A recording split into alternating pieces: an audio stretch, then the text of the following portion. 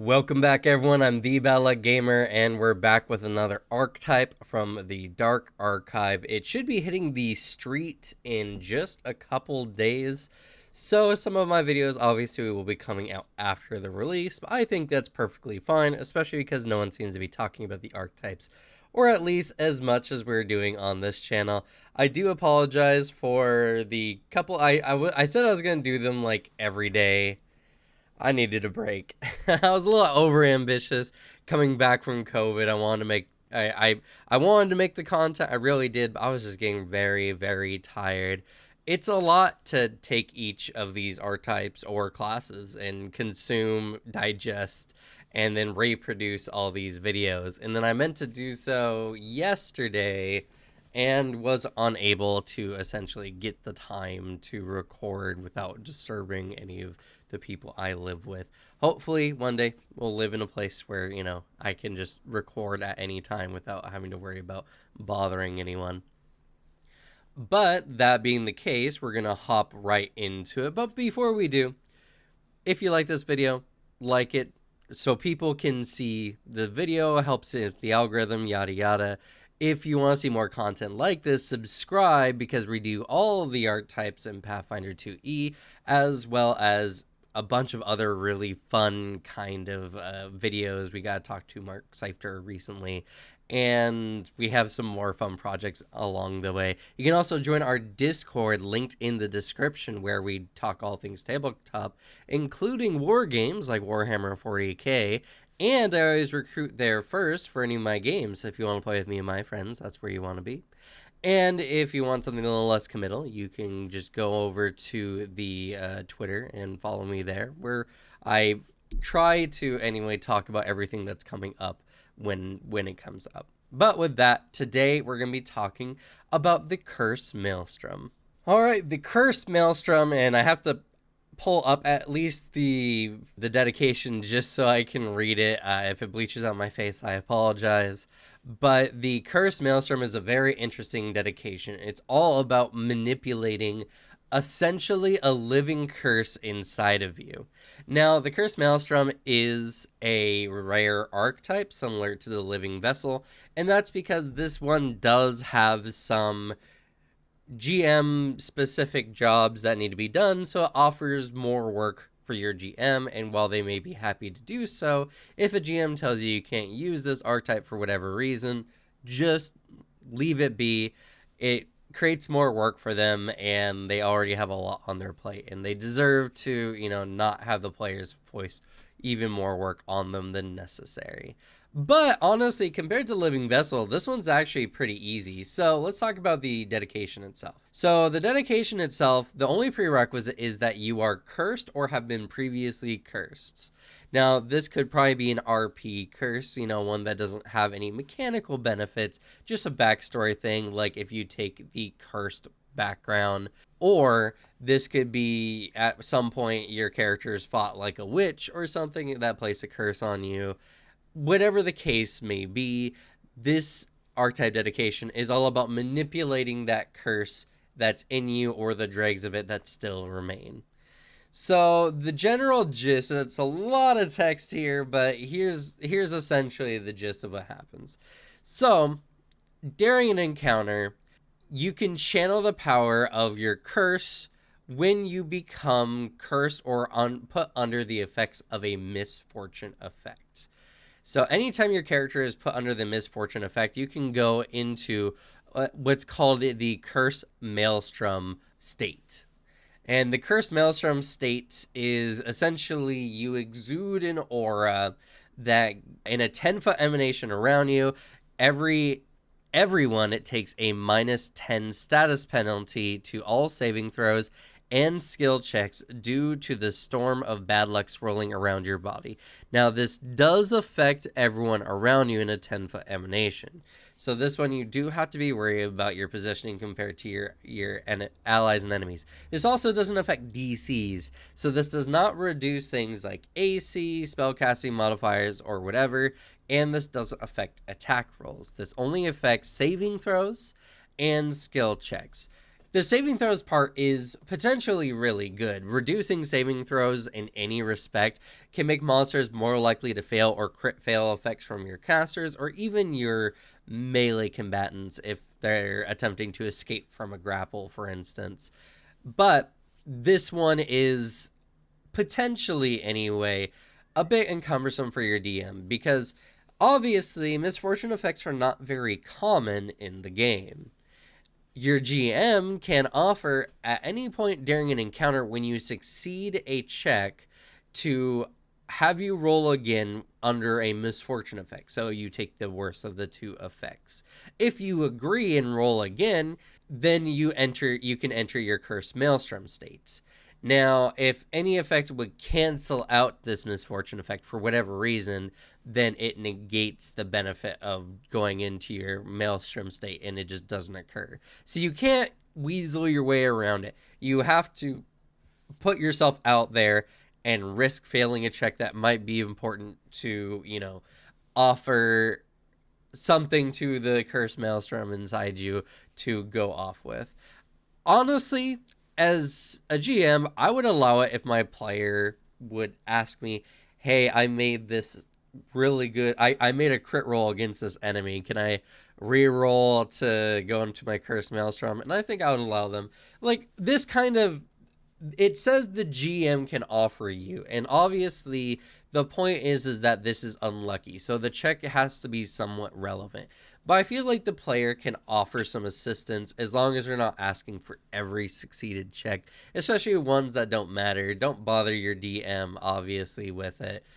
But still, I think this one can be worked on a little bit. And if you're in a game that has a lot of misfortune effects happening, for instance, you're fighting off against witches or cultists that can apply misfortune effects or whatever more frequently, I think this dedication could go down to a uncommon, because if you are ever put under a misfortune effect, you can actually just trigger your curse maelstrom that way anyway.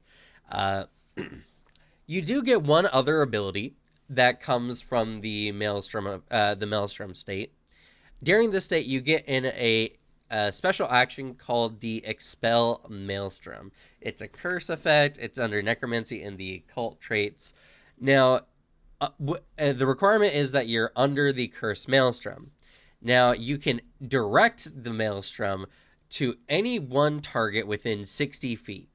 Your Maelstrom state ends, and the target must then make a will save. And if they crit succeed, nothing happens and the energy dissipates. If they succeed, the Maelstrom's Wrath takes hold within it. It gets a -1 status penalty to all saving throws and skill checks for 1 minute. So even if they succeed, they are specified under the effect of the Maelstrom for a minute. If they succeed, that's really good. If they fail the check, the penalty increases to -2, and it lasts for 10 minutes. And if they crit fail, the Maelstrom pitches the creature into a single fit of utter misfortune before burrowing into its soul. It is a -2 status penalty, but the creature must roll twice and take the lower result on its next saving throw or skill check. So the crit fail isn't like massive, but it does pretty much give them disadvantage where they have to roll twice and take the worst effect on their next save or skill check, which can be potentially really, really bad, and which makes this a very powerful effect. This effect alone makes the Cursed Maelstrom worth it in my eyes as far as the dedication is concerned. If you can work a way out with your DM to make this less cumbersome for them, I feel this is a really good dedication ability to have. I also love the character art here, which I will use for the thumbnail, is based on the Tengu. And one of the things that the Tengu can do is they can actually swallow curses, and they can consume misfortune effects using a reaction to essentially counter a misfortune effect. So I love the fact that they used a Tengu, which is now like being overcome by the curses it's consumed. I think that's a really interesting bit of the lore, and if you didn't know, yeah, that's a thing in the lore. In fact, Tengu are often taken on ships to consume any maladies that they might come across, to avoid the ship from having any unnecessary long journeys or, being sunk on the sea. All right, the first feat after the dedication is Familiar Oddities. You must be trained in either occultism or curse lore. You get a +2 circumstance bonus, right? Yes, circumstance bonus to identifying objects that have the curse trait, or to identifying spells that have the curse trait as well. So overall, you recognize curses more easily. It's a pretty good feat overall. And it's a skill feat, which I love the skill feats in these archetypes because it doesn't take up any of your class your class feats or your bonus archetype feats. Though this one, if you did not know, you can only take with general archetype feats. Even though occultism is required, it doesn't have the occult trait, it has the archetype trait. So things like the investigator or the swashbuckler that have extra feats based on certain skills cannot take these special archetype skill feats. At least not with those ones. They can take their normal ones, obviously. Unnerving Expansion is awesome. So what it does is while you're in your Curse Maelstrom state, you can, for an action, expand the emanation by an additional 5 feet that lasts until the end of the state, and there's no, like, once per hour, once per day, I'm pretty sure. Nope, yep, none of that, so you can, as an action, keep expanding it, and there's no, like, flourish rate, so you can do this, like, 3 times in a round. That's really cool, but what's even cooler is when you do this, you can attempt to demoralize a creature in your Curse Maelstrom area. So this can be a really good demoralized action. This is a very good action. Just expanding the aura would be worth the feat in my eyes. But not only that, this has combined efficiency because it's also a demoralize check as well. So whether you're increasing it and you attempt to demoralize a creature or whatever, this is really good. Demoralize does not focus on like saving throws or anything. So you don't necessarily get any kind of bonus to the demoralized check in any sense because it doesn't reduce your aura, doesn't reduce DCs. It does reduce it for the sake of like the fear spell and everything like that. So you can be a very intimidating character using this spell, whether you're using demoralize or whether you're using fear spells. I think this would be a really good oracle archetype overall, and has a very fun aesthetic. Is like this cursed fog rolling off of your character and kind of slightly skittering across the floor. Share Burden makes going into your Curse Maelstrom state. That's kind of not even a tongue twister. It's just hard to say. Curse Maelstrom state. Curse Maelstrom state. Curse Maelstrom state. Blah. Anyway, can make it easier to go into your state. As a reaction to an ally within 60 feet who is being affected by a misfortune effect, you can take the effect upon yourself, preventing them from being affected by the state and potentially triggering your Curse Maelstrom state. So it's overall really good. And let me see, an ally with 60 would be affected by a curse or misfortune effect and wouldn't be affected by, and wouldn't be, but affected, and you wouldn't be but affected, but you are eligible target for the effect. So you must be an eligible target for the effect of the misfortune effect. But this does allow you to more or less have a better chance of taking in the effect. Now you must be an eligible target, which makes this really hard because there are some curses that are based on reactions. Thus, if you're not acting, you can't consume those curses. But if it's like a Hag's Eye that makes a target, weakened for a minute or whatever, that would be one that you could potentially do. So this is a really good one overall, and it makes it more easy to get into your Maelstrom state. And overall, like, this Maelstrom, or this archetype, works really well. A lot of the feats feedback into it, makes its general effect better, and the initial dedication also is just really good. So this is a very solid archetype. Next up is Accursed Magic, which gives you access to 3 curse-based spells as you level up. When you pick up this dedication at level 8 initially, you get access to the Claim Curse spell. I'll put it up right here. Claim Curse essentially is if a target is suffering from a curse that you do not already have, you can take onto yourself the curse for 5 minutes, giving them brief succor, alleviate it from their curse. This can be a good way to help get around certain effects of a curse, or even make it easier to break a curse. depending on a certain situation. This one doesn't have a lot of overall utility. This has a lot more role playability, obviously. And I do like the fact that essentially the Cursed Maelstrom archetype, you're a curse bearer and you are used to bearing curses, and you get the ability to take curses from other people, even if it's not permanently. It's something that I just think makes the class very interesting, though the other two spells are really good. At level 12, you get the Seal Fate spell. Seal Fate is you determine a target's doom, and I have it pulled up over here. It lasts for an amount of time based on the success of a fortitude saving throw.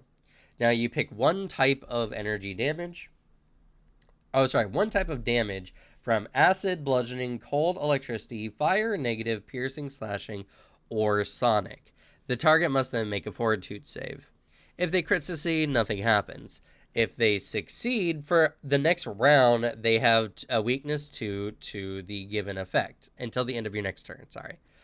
If they fail, the effect lasts for a minute. And if they're reduced to 0 hit points and they're below level 7 or below, they die instantly. The extra part, the die instantly part, most creatures you fight will die instantly when they hit 0 HP anyway. So that's not such a big thing, but the fact that it lasts for a minute means that for a whole combat, pretty much, they're going to suffer 2 damage to those type of effects. And you can pick most physical damages. This is really good if you have strong fighters in your party, or you yourself are a very strong fighter, because Cursed Maelstrom doesn't have to be any kind of spellcaster at all. The critical failure effect is pretty nasty, but honestly, unless you're using this against the BBEG, it's not going to be very, if an enemy crit fails, they're affected by this weakness forever, an unlimited duration until they break the curse. Now, if I am correct, let me read it here. You cast these spells once per day. If you couldn't already cast occult spells, these spells use your wisdom for your casting ability modifier, and you become trained in spell attacks and spell DCs for occult spells. That's a little rough, in my opinion. Some of the other archetypes allow you to use the higher of your spell DC or your class DC. This just gives you a trained proficiency for resisting these effects. That can be pretty nasty. Honestly, I think this archetype is better on an occult caster already, because then you have a better chance of them failing these checks. Not as good on like a fighter or something, even though if you have a high wisdom and being trained, I don't know. I think they should have done what they did with the other archetypes, which is use the better of your class DC or spell DC.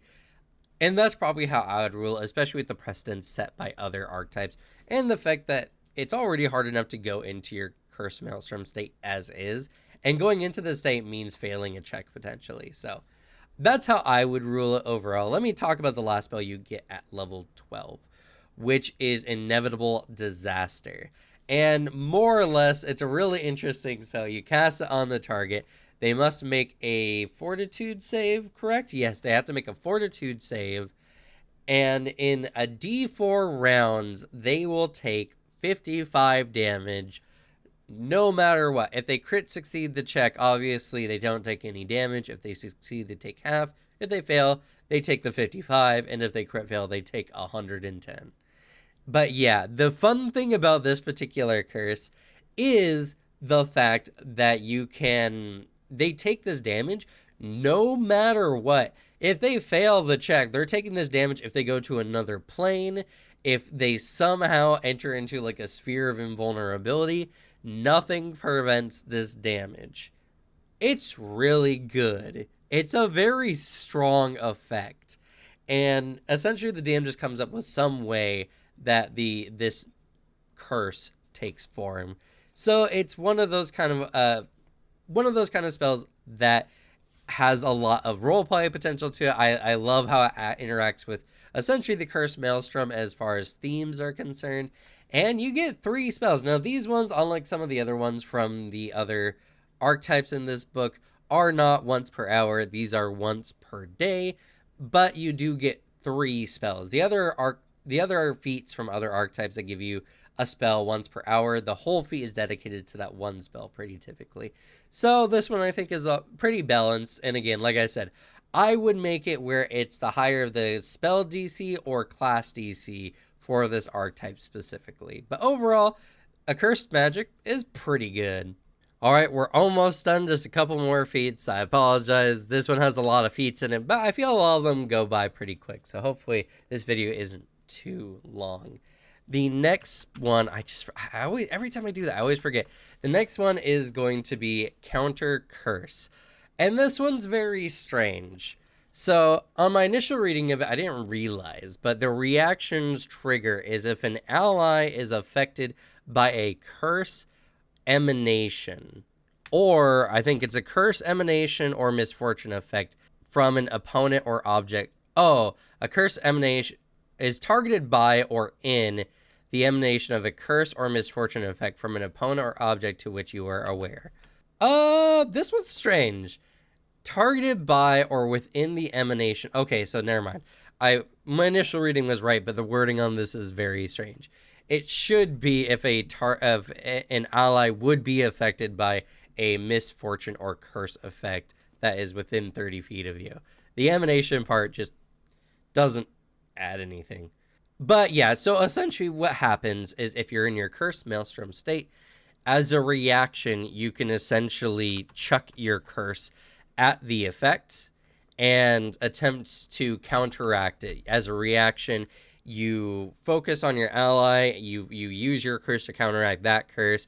You use the DC for your curse, or the level, the level for the curse and DC for it is based on the higher of your spell DC or class DC, and the effect overall is pretty good. Obviously, you can prevent them from taking the effect. Granted, if it is a constant effect, they would be affected by it at the beginning of your next turn.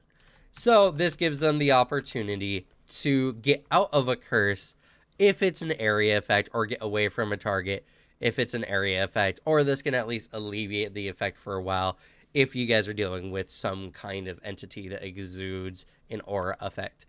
It's overall good. It does get rid of your Maelstrom state, which is unfortunate. It does make sense, though, and it is a straight-up counteract check. But I think the situation for whether this could be or should be used in this way is a little bit more, on a case-by-case basis. If you can prevent a straight-up curse affecting your ally for an extended period of time, it's really, really good. If it's an aura, it can be hard to say. Torrential Backlash is really cool. While you're in your Cursed Maelstrom state for 2 actions, you can unleash your curse in a devastating maelstrom that affects all targets within the effect area of your emanation. And it says, all creatures. But you do your level in D6s of negative damage to all targets in the effect based on a basic fortitude saving throw. When you pick up this feat initially, which is at level 10, that means when you use this effect, you're doing 10d6 damage to all targets with a basic fortitude saving throw, which means that realistically they're taking probably half of that, but it's affecting everyone. This is a devastating area effect, and if you're using the effects of, what was that one called again? Unnerving Expansion, you could cover a whole room in very little time, making you essentially a curse bomb. I think this is really good. The only bad side is that it affects your allies as well. But if you're somehow alone near a bunch of enemies for whatever reason, this effect is really good. I think that this is a very interesting one, and this uses the basic save fortitude for your Maelstrom effect overall, which uses, I don't think I even mentioned this earlier, so let me double check real quick. Interesting. So your Cursed Maelstrom state doesn't state what the DC is based on. That's a big uh-oh. I would say, based on how the rest of Dark Archive is done, that the curse effect for your Maelstrom is based on the higher of your class or spellcasting DC, whichever is higher. I think that's most appropriate. It doesn't say in the book, though. If I'm wrong, please let me know. But I read it over a few times now, and I just didn't see it.